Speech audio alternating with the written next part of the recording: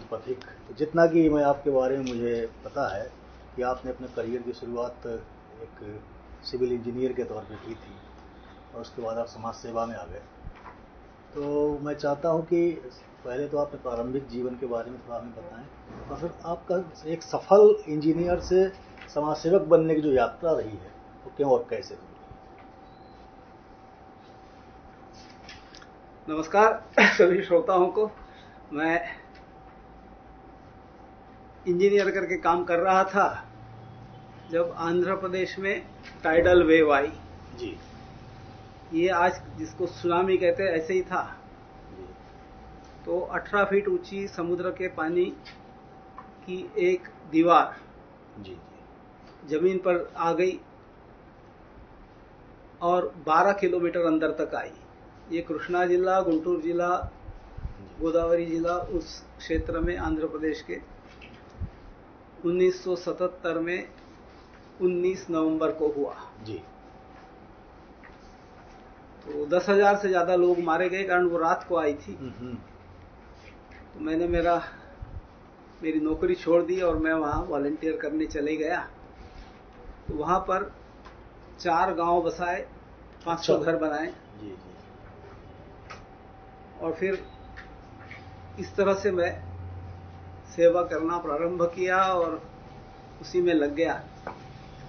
आंध्र प्रदेश और तेलंगाना में मैं, आज के तेलंगाना में, तब वो आंध्र प्रदेश एक ही था, 17-18 वर्ष काम किया। बाद में दिल्ली आया। जी। तो दिल्ली में जो डायस्पोरा है वो वैसे ही हिंदू स्वयंसेवक संघ का कार्यालय और सेवा इंटरनेशनल नाम की संस्था को 1997 में जी रजिस्टर करके उसका काम प्रारंभ किया। बाद में 2013 में माननीय बालेश्वर जी अग्रवाल का देहांत हुआ। जी। तो ये जिम्मेदारी अंतर्राष्ट्रीय सहयोग परिषद की जो डायस्पोरा के साथ काम करती है जी। जी। वो भी मेरे पास आई। जी। तो गत 11 वर्षों से मैं इसका महामंत्री इस नाते कार्य कर रहा हूँ। जी, बहुत सुंदर। सेवा इंटरनेशनल का मैं ग्लोबल कोऑर्डिनेटर हूँ। जी। अंतर्राष्ट्रीय संयोजक हूँ। तो इस तरह से मेरी यात्रा रही है। सेवा के क्षेत्र में, समाज सेवा में आपका एक बड़ा अंतर्राष्ट्रीय कार्य है। तो और जहाँ तक मुझे जानकारी है आपके जीवन पर स्वामी विवेकानंद जी का बड़ा प्रभाव है। आधुनिक भारत के निर्माण में जिन महापुरुषों का योगदान है उसमें स्वामी जी का एक बड़ा स्थान है। तो आपकी दृष्टि में स्वामी जी और उनके समकालीन या उनके बाद कौन से ऐसे महापुरुष हुए हैं जिन्होंने इस देश के जनमानस को प्रभावित किया है और जिनकी छाप जो है इस पूरे भारत की यात्रा पर आज़ादी के बाद विशेषकर रही है।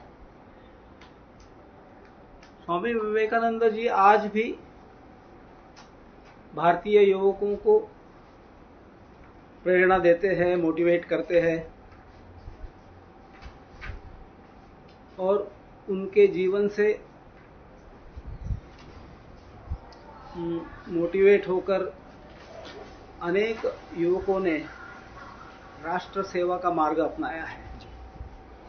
किंतु स्वामी विवेकानंद जी का स्थान बहुत बड़ा था और विशेषकर जैसे नेताजी सुभाष चंद्र बोस कहते हैं कि स्वामी जी के कारण ही मैं देश कार्य से जुड़ा। जी। महात्मा गांधी कहते हैं कि स्वामी विवेकानंद जी के कारण हम सब राष्ट्र के स्वातंत्र्य के लिए लड़ने के लिए तैयार हो गए। तो इस ऐसा एक बड़ा प्रेरणादायी उनका जीवन रहा उस समय भी और आज भी। उनके बताए गए मार्ग पर चलकर सारे जीवन लगाने वाले ऐसे भारत के युवक आज भी निकलते हैं।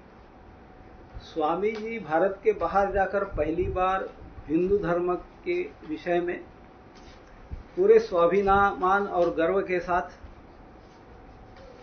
उन्होंने विदेश में अपने धर्म का संदेश दिया जिसके कारण पहली बार विदेश में हिंदू धर्म की महती पता चली। ऐसा नहीं था उसके पहले, उनके पहले जी, कि पाश्चात्य जगत को हिंदू धर्म पता नहीं था, किंतु हिंदू धर्म को अपमानित करना, हिंदू धर्म को कुचलना और हिंदुओं को कन्वर्ट करना जी, उनका मतांतरण करना, इसी के पीछे सारा यूरोपियन विशेषकर मिशनरी तंत्र लगा हुआ था। उसको पूरी साथ दी थी ब्रिटिश सरकार ने और बाकी भी यूरोपियन सरकारों ने। तो उसके कारण हिंदू धर्म की जो प्रतिमा थी, इमेज थी, वो बहुत गलत थी। स्वामी जी ने पहली बार वहां पर हिंदुत्व की ठीक तरह से प्रतिपादन किया हिंदुत्व का, और वो जो इमेज है, वो जो छाया है, उसको उन्होंने ठीक किया। उसके बाद बड़ी मात्रा में साधु संत, तत्वचिंतक, फिलोसोफर्स, हिंदू धर्म के विषय में बोलने वाले जाते गए, और ऐसी यह यात्रा है। इस यात्रा में स्वामी जी के प्रेरणा से कहिए, रामकृष्ण उनके गुरु जी रामकृष्ण परमहंस जी के प्रेरणा से राष्ट्रीय स्वयंसेवक संघ के जिन्होंने स्थापना की, ऐसे डॉक्टर हेडगेवार जी हो, द्वितीय सरसंघ चालक श्री माधव सदाशिवराव गोलवलकर जी यानी श्री गुरु जी, ये सब उनसे प्रभावित थे जी। उसी के कारण देश में देशभक्ति बढ़ाने के लिए और हिंदू समाज को जागरूक करने के लिए बड़ी मात्रा में युवक जुड़ते गए। इसका कितना भी विरोध हुआ तो भी यह मार्ग आज सफल मार्ग बनकर निखरा है। आपने एक बड़ा अच्छा इसमें संदर्भ दिया कि स्वामी जी की प्रेरणा से राष्ट्रीय स्वयंसेवक संघ के महापुरुषों ने भी राष्ट्र निर्माण में बड़ा योगदान दिया। तो यहाँ पर श्याम जी एक प्रश्न उठता है कि देश में एक बहुत बड़ा वर्ग ऐसा है जो मानता है कि, बल्कि उन्होंने प्रयास भी किया है कई बार कि राष्ट्रीय स्वयंसेवक संघ को प्रतिबंधित भी किया। दूसरी तरफ एक वर्ग ऐसा भी है जो राष्ट्रीय स्वयंसेवक संघ को राष्ट्र को समर्पित या निर्माण के लिए समर्पित संगठन मानता है। तो आप इसमें क्या विरोधाभास देखते हैं, और इसमें कौन सही है और कौन गलत है, इसे एक जन सामान्य कैसे तय करेगा? ऐसा है, ब्रिटिश जमाने से राष्ट्रीय स्वयंसेवक संघ का निर्माण 1925 में हुआ जी। तो तब ब्रिटिश राज था, कॉलोनियल राज था, और ब्रिटिश सत्ता भी नहीं चाहती थी कि राष्ट्रीय स्वयंसेवक संघ जैसा कोई संगठन निर्माण हो हिंदुओं के बीच में जी। ब्रिटिश जो विभाजन की नीति अपना रहे थे, उसके कारण वो हर हमेशा मुसलमान समाज को उकसाते थे जी। कि हिंदू आपको दबोच देगा, हिंदू आपको खत्म कर देगा, हिंदू वातावरण बना देगा। और वही विचार आज भी ब्रिटिश सत्ता के बाद उसी के कॉलोनियल माइंडसेट चल रहा है। हाँ, वो माइंडसेट अभी भी चला हुआ है, वही मनोवृत्ति है। ब्रिटिश सरकार ने भी एक बार राष्ट्रीय स्वयंसेवक संघ को बैन किया मध्य प्रदेश में, विशेषकर सीपी एंड बेरार, कारण वहां अच्छी मात्रा में काम बढ़ गया था। तो इसके कारण ही वो फिर से 1948 में फिर से रिपीट हुआ, इमरजेंसी आई 75 में, तब रिपीट हुआ। तो इस तरह से जो भी सत्ता में रहता था उसको हिंदुओं का संगठन जचता नहीं था जी। जो भारत से प्रेम करते हैं वो उनको जचते नहीं थे। जैसे वंदे मातरम का विरोध हुआ जी। अनादिकाल से इस धरती को हम भारत माता कहते आए हैं, इस देश को ऐसे ही पूजा होती रही है। और अनेक श्लोक है, अनेक पुराणों में, अन्यथा लिटरेचर में मिलते हैं, साहित्य में मिलते हैं, भारतीय साहित्य में सभी भाषाओं में मिलते हैं, तमिल से, संस्कृत से, हिंदी से, सभी भाषाओं में इसकी छवि भारत माता है। तो भारत को माता कहने वाला समाज जो है उसको विखंडित करना, उसको दबोचना, यह प्रयास ब्रिटिश काल से चला। यहाँ के बाद में जो सत्ता आई उन्होंने भी वही चलाया।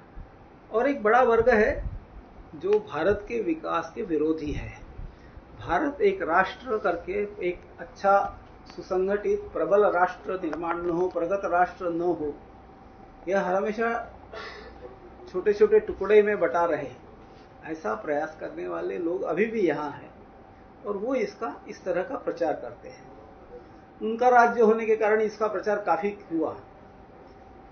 अब वो परिस्थिति बदल रही है और मैं देखता हूं कि आगे आने वाले समय में भारत राष्ट्र उभर कर उठेगा और इसकी विशेषता, इसकी संस्कृति, इसकी भाषाएं, इसका तत्वचिंतन, विचार यह होगा। इसके कारण विश्व को सुख और शांति मिलनी है। अभी कुछ महीनों पहले जी, जो थाईलैंड के जो नए राष्ट्रपति हैं जी, उनका एक बड़ा प्रसिद्ध वाक्य है कि विश्व में यदि शांति चाहिए है तो वो भारतीय विचारों से ही होगी, अन्यथा नहीं होगी। तो ऐसा जग भर में एक राष्ट्र है कि जिसकी तरफ पूरा जग, जैसे अध्यात्म की बात होती है तो विश्व भर के किसी भी देश के नागरिक भारत की तरफ देखते हैं, दूसरा कोई देश नहीं है जी। आशा की दृष्टि से भारत की ओर सऊदीया में है, वो न इटली में है, वो कहीं नहीं है। वो सब लोग सीधा चले आते हैं भारत। और भारत में इतनी विविधता है तो लोगों को लगता भी है कि अध्यात्म के कारण यह विविधता को बल मिला है जी। और पूरा समाज इस विविधता को जीता है, केवल बात नहीं करते, केवल उसको चर्चा नहीं करते, वो विविधता में जीता है। वो विविधता इस देश की शक्ति है। उसका कारण भारतीय अध्यात्म है। उस अध्यात्म को लेकर हम चलेंगे तो भारतीय भाषाएं, भारतीय संस्कृति विश्व को अच्छा जीवन दे सकती है, ऐसा मेरा विश्वास है। आपने भारतीय संस्कृति की बात की और भारतीय संस्कृति का एक बड़ा अभिन्न अंग है सेवा, और सेवा को ही माध्यम बनाकर के आप आगे बढ़े हैं। चाहे आपने सेवा इंटरनेशनल की स्थापना की हो या फिर अंतर्राष्ट्रीय संबंध परिषद में आपने महासचिव के तौर पर अंतर्राष्ट्रीय में अपना दायित्व निर्वहन कर रहे हों। हम जानना चाहते हैं कि राष्ट्र निर्माण में और राष्ट्र के बाहर जो हमारा डायस्पोरा है उसके विकास में इन दोनों संगठनों की क्या भूमिका है, चाहे वो सेवा इंटरनेशनल हो या अंतर्राष्ट्रीय संबंध परिषद। देखिए, जो भारतवंशी भारत के बाहर है, डायस्पोरा जो भारत के बाहर है, वो भारतीय समाज का एक्सटेंशन है जी। इसको मैं हमेशा कल्चरल कंटिन्यूम कहता हूं। कारण जो भारतीय समाज भारत से बाहर जाता है वो अपने संस्कृति को, अपने तत्वचिंतन को छोड़ता नहीं है। वो 200 साल पहले गए, 100 साल पहले गए या तो 20 साल पहले गए, जहां भी गए हैं वहां अपने संस्कृति के साथ जीते हैं, संस्कृति के साथ जीते हैं, भाषाओं के साथ जीते हैं। इसका एक उदाहरण ये है कि जहां भी जाएंगे वहां पर वो कन्फ्लिक्ट नहीं निर्माण करते हैं, संघर्ष नहीं निर्माण करते, झगड़ा नहीं करते हैं, वहां दंगे नहीं होते भारतीयों के। स्थानिक समाज के साथ घुल मिलकर जीते हैं, किंतु अपना जीवन मार्ग छोड़ते नहीं है। कारण भारत की जो उनका मन बनता है भारत में, वो विविधता जो सीखते हैं वो बाहर भी उनके काम में आती है। इसीलिए भारतवंशी जहां भी हो, पहले तो मंदिर भी नहीं थे, पहले तो समाज इकट्ठा आने की जगह भी नहीं थी, छोटे छोटे समूहों में थे, समूह भी नहीं थे, अलग अलग रहते थे। फिर भी उन्होंने अपनी संस्कृति को छोड़ा नहीं, अपनी भाषाओं को छोड़ा नहीं। तो इसलिए, और वो हमेशा भारत से जुड़ना चाहते हैं। जैसे जिनको PIO कंट्रीज कहते हैं, people of Indian origin countries कहते हैं, गिरमिटिया देश कहते हैं, जहाजी भाई, जहाजी बहन कहते हैं। ऐसे जो जहाजों से गए हुए 150 साल पहले, 100 साल पहले जो लोग गए, उनकी दयनीय स्थिति थी, लेकिन उनके पास जो भी धरोहर थी, जैसे रामचरितमानस था, उसकी गुठली थी, या तो जो भी उन्होंने सीखा हुआ था हनुमान चालीसा, वो उन्होंने छोड़ा नहीं। वैसे ही तमिल लोगों ने तिरुवल्लुवर को छोड़ा नहीं थे, भूले नहीं जी। और उसी के आधार पर उन्होंने वहां पर अपने श्रद्धा केंद्र भी बनाए, अपने तीर्थ स्थान भी बनाए, जैसे मॉरिशस में है, जैसे फिजी में है, जैसे त्रिनिदाद में है। सब जगह अपने को दिखाई देता है कि उन्होंने भारत जैसा जीवन वहां निर्माण करने का पूरा प्रयास किया। उन पर अनेक तरह के प्रयास हुए, उनको कन्वर्ट करने के लिए उनको प्रलोभन दिए गए, लेकिन वो झुके नहीं, अपने मार्ग पर अडिग रहे और आज उभर कर आए हैं सारे देश में। तो अनेक देशों में भारतीय समाज उस देश के इकोनॉमी को, उस देश के विकास को और उस देश के सांस्कृतिक जीवन को भी प्रचुर करता है, उसको प्रभावित करता है और वहाँ का जीवन अच्छा हो, इस प्रयास में लगा रहता है। उनके कारण the contribution of the diaspora जी, ये समझने लायक है। वो सबसे विकसित देश अमेरिका हो या तो बिल्कुल गरीब देश हो, सब जगह पर उन्होंने उस देश के विकास में बड़ा अपना सहयोग दिया है, कंट्रीब्यूशन किया है। वो उनके संस्कृति, उनके पीछे जो संस्कृति खड़ी है, उनके पीछे जो तत्व चिंतन खड़ा है, उसके कारण होता है। तो इसलिए भारत भी वैसे ही चला हुआ है। G20 में गत वर्ष जितने भी देश आए वो इतने प्रभावित हो गए, मैं भी इन्वॉल्व था। मेरा अगला एक जगह वो कह रहे थे, पहला ही कार्यक्रम था नागपुर में सामाजिक संस्थाओं का, वो G20 सिविल, तो उसमें उन्होंने कहा कि ऐसा इस तरह का कार्यक्रम हम कभी सोच भी नहीं सकते। इतना प्रभावी कार्यक्रम था, कारण नागपुर शहर पूरा सजा हुआ था उनका स्वागत करने के लिए और उस तरह से व्यवस्थाएं भी थी और कार्यक्रम भी उतने अच्छे थे। मेरा भी अगला प्रश्न G20 से ही जुड़ा हुआ था और आपने उसकी चर्चा कर दी और मुझे पता है कि आपने बहुत महत्वपूर्ण भूमिका निभाई। मैं चाहता हूं कि थोड़ा उसे आप विस्तार से बताएं कि इसमें आपकी भूमिका और अंतर्राष्ट्रीय सहयोग परिषद की क्या भूमिका रही थी G20 में, और सेवा भारती का भी, उसमें सेवा इंटरनेशनल का भी योगदान रहा है, उसे थोड़ा विस्तार से बताएंगे। मैं दोनों तरह से जुड़ा हुआ था, सेवा इंटरनेशनल के कारण। जी। तो G20 में हमने विशेष प्रयास किया कि सेवा यह शब्द सबके ध्यान में आए, कारण यह निस्वार्थ होता है। सेवा कहने के बाद उसमें निस्वार्थता आ गई। तो स्वयंसेवी संगठन के लिए बड़ा यह प्रेरक ऐसा विषय था और उनके सामने हमने जो विषय रखे सेवा के नाते, तो उसकी जो अंतिम डॉक्यूमेंट बनी सेवा इस वर्टिकल की, उसमें सेवा इंटरनेशनल में जो जो विषय लिख कर दिए थे वो जैसे के वैसे ले लिए गए, एडॉप्ट किए गए। दूसरा विषय अंतर्राष्ट्रीय सहयोग परिषद का डायस्पोरा का था। तो डायस्पोरा को भी हमने इससे जोड़ा। G20 केवल भारत में हो रहा ऐसा नहीं, विश्व भर में जितना भी डायस्पोरा हो इससे जुड़े, कारण वो भी एक अभिन्न अंग है। आज 3 करोड़ से ज्यादा लोक संख्या, जनसंख्या भारतीयों की विदेश में है। तो ये सब जो लोगों को जोड़ने का प्रयास भी किया और हमने एक दिन भर का कार्यक्रम किया था, 24 घंटे का एक सतत कार्यक्रम ऑनलाइन, जिसमें फिजी से प्रारंभ होकर यूएसए के कैलिफोर्निया तक 24 घंटे अविरत ऐसा यह कार्यक्रम चला ऑनलाइन। हर जोन के लोग जुड़ते थे और हर जोन के लोग अपने अपने विषय रखते थे, बोलते थे उनकी समस्याएं, और उसका जो थीम थी वसुधैव कुटुंबकम, इसको हमने कैसे साकार करना है, इस विषय में परफॉर्मेंसेस हुए, गायन हुआ, कविता पाठ हुआ, भाषण हुए, चर्चा हुई, ऐसा पूरे विश्व भर के भारतीय समाज को जोड़ा। तो भारतीय समाज जो भारत के बाहर है वो भारत का अभिन्न अंग है। वो उस देश के नागरिक होंगे तो उस देश से प्यार करते हैं, लेकिन उनकी प्रेरणादायी ऐसी भारत माता को वो भूलते नहीं है, उसको भी साथ में रखते हैं।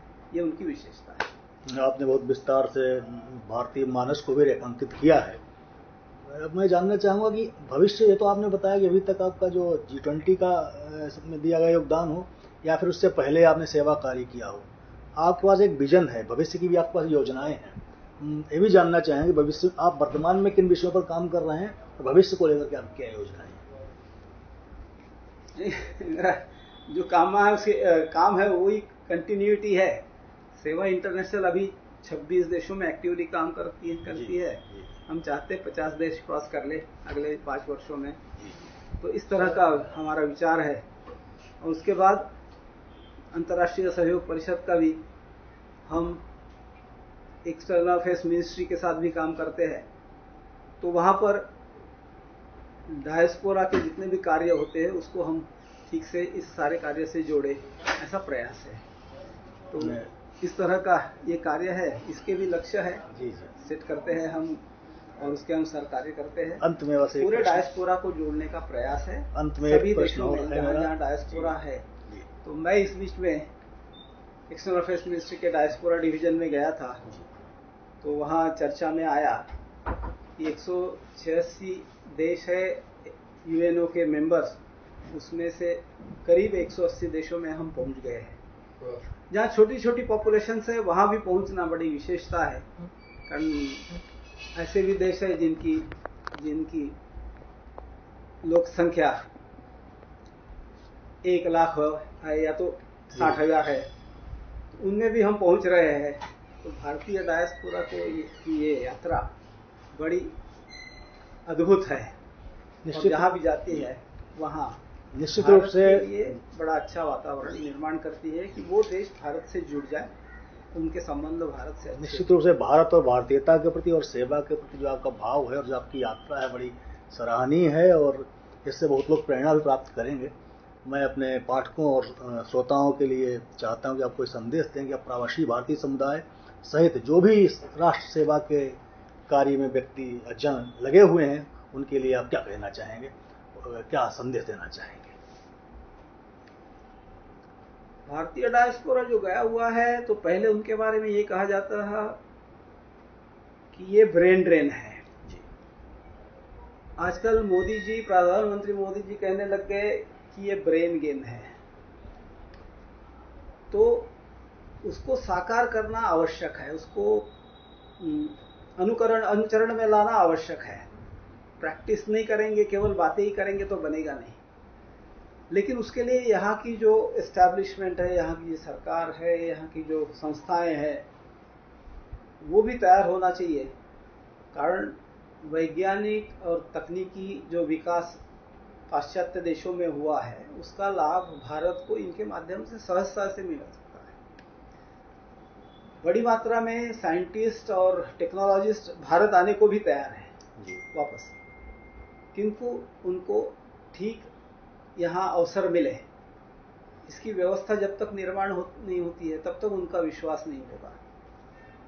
फिर भी अनेक देशों, विकसित देशों से कुछ लोग हर वर्ष वापस आना शुरू हो गए। जो वहां पर 20 वर्ष, 30 वर्ष, 50 वर्ष रहे हैं वो भी वापस आ गए हैं।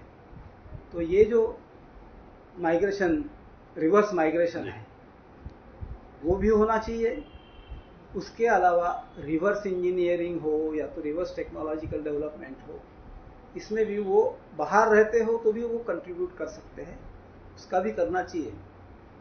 आज विशेषकर मैं विकसित देशों में देखता हूँ, बाहर देखता हूँ कि भारतीय संस्कृति के जितने एक्सप्रेशंस हैं, जैसे कलाएं हैं, जैसे भाषाएं हैं, इस पर खूब लोग काम करना शुरू किए हैं।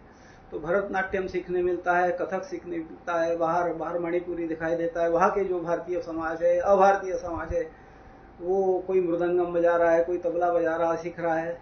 ये वातावरण बन गया है जी। तो इसलिए ये बड़ा सुदृढ़ होकर उनका कंट्रीब्यूशन वापस, और विशेषकर अध्यात्म के दृष्टि से अनेक देशों में युवा और विद्यार्थी वर्ग भगवद गीता का पाठ करते हैं, उसको समझते हैं, भारतीय तत्वचिंतन को समझते हैं। तो आगे ये लोग ही भारतीय संस्कृति के वहां पर प्रेरक होंगे, प्रसारक होंगे। तो इस तरह का वातावरण और आगे बढ़ना चाहिए, बनना चाहिए, ऐसी मेरी आशा है। आपने इतने विस्तार से भारतीय डायस्पोरा को लेकर के, भारतीय संस्कृति को लेकर के और जो सेवा भाव है आपके मन में और भारतीय मानस के मन में, दोनों को रेखांकित किया है। आपका बहुत बहुत धन्यवाद। आपसे वार्ता करके, आपके अनुभवों को जान करके हम और हमारे पाठक और श्रोता दोनों समृद्ध होंगे, ऐसा विश्वास है। जी धन्यवाद, नमस्कार।